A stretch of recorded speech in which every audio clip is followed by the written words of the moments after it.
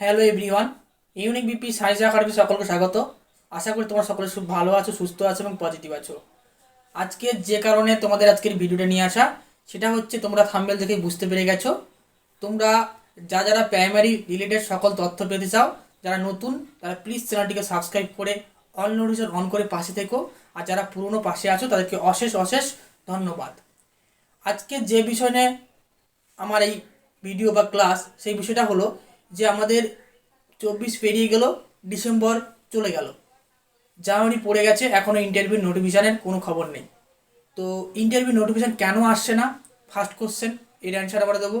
এবং সেকেন্ড হচ্ছে কি ইন্টারভিউ নোটিফিকেশান কবে আসতে পারে, এবং থার্ড আমাদের এই মুভমেন্টে দাঁড়িয়ে কি করণীয় যা আমাদের চাকরি পেতে সাহায্য করবে।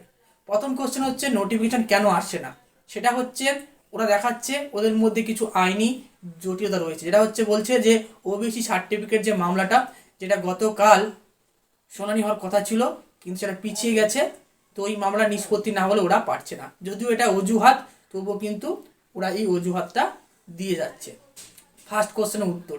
সেকেন্ড কোশ্চেনের উত্তর কি, যে তাহলে ইন্টারভিউ কবে হতে পারে। না, ইন্টারভিউ হওয়ার সম্ভাবনা কিন্তু এই 25-এই কনফার্ম, 25-এই হবে, কারণ 26-এ ভোটের আগেই কিন্তু ইন্টারভিউ নেবে। কিন্তু ওরা ওই ওবিসি মামলা যদি নিষ্পত্তি হয়ে যায় তাহলে কোনো অজুহাত দিতে পারবে না, তাহলে ইন্টারভিউটা সঙ্গে সঙ্গেই নিতে হবে। কিন্তু ওরা ওই অজুহাত দিয়ে পিছিয়ে পিছিয়ে যাচ্ছে। তার মানে কি, যদি ইন্টারভিউ মানে ওবিসি মামলার সমাপ্তি না ঘটে তাহলে কি ইন্টারভিউ হবে না? না, হবে, কিন্তু বছরের শেষের দিকে হবে। তাহলে আলটিমেট আমরা কি ধরে এগোবো? আমরা ধরে এগোবো যে জানুয়ারি, এটা ফেব্রুয়ারি, মার্চ, মানে আর 1-2 মাসের মধ্যে ইন্টারভিউ নোটিফিকেশান আসবে, এমন ধরে এগোবো। তবে এটুকু কনফার্ম 25-এর মধ্যে ইন্টারভিউ নোটিফিকেশান আসবে, এটা ওবিসি মামলা নিষ্পত্তি হোক আর না হোক।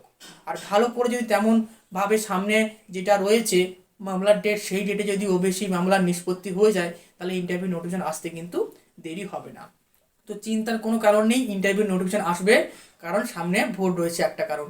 আর একটা কারণ কি রয়েছে, তোমরা সকলে জানো উচ্চ মাধ্যমিক, মাধ্যমিক এবং উচ্চ প্রাথমিকে একটা নিয়োগ করার জন্য একটা খবর তুলেছে সরকার এবং তদবির করেছে। প্রত্যেক স্কুলে গিয়ে কত শিক্ষক রয়েছে, কত স্টুডেন্ট রয়েছে, সব নথি চেয়ে পাঠিয়েছে। তো সেই কারণে ওদের যদি রিকোয়ারমেন্ট করতে চায়, বা যদি 24-24 টেট নেয়নি, 25-এ টেট নিতে হয়, তার আগে কিন্তু ইন্টারভিউ নোটিফিকেশান আসতেই হবে। তাই 25-এ ইন্টারভিউ নোটিফিকেশান অবশ্যই আসবে, এইটুকু ধরে নিও।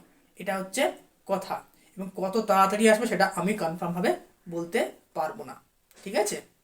এটা হচ্ছে। আর থার্ড কথা হচ্ছে কি এখন কি করণীয়।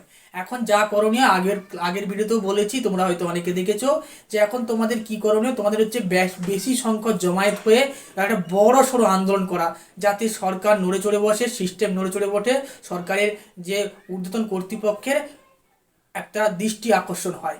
তাহলে কিন্তু এই নিয়ে ওরা ভাবতে শুরু করবে। এখনও ভাবছে, কিন্তু ওরা বেশি বেশি ওদের ভাবতে বাধ্য করতে হবে, যেহেতু সামনে ভোট রয়েছে।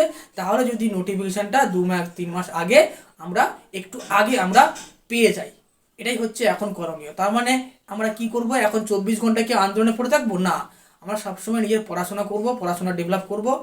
যারা যারা পাস করে আছো ডেভেলপ করবে তোমরা। এবং তৎসঙ্গে যেই দিনগুলোতে আন্দোলন ডিসাইড করা হচ্ছে, নেতৃত্বরা তোমাদের ডিসাইড করছে, সেই দিনগুলো তোমরা সকলে যাও এবং আইনি সাপোর্ট নিয়ে একটা বড় সড়োভাবে চাপ সৃষ্টি করার চেষ্টা করো। এছাড়া কোনো উপায় নেই। এই হচ্ছে কথা।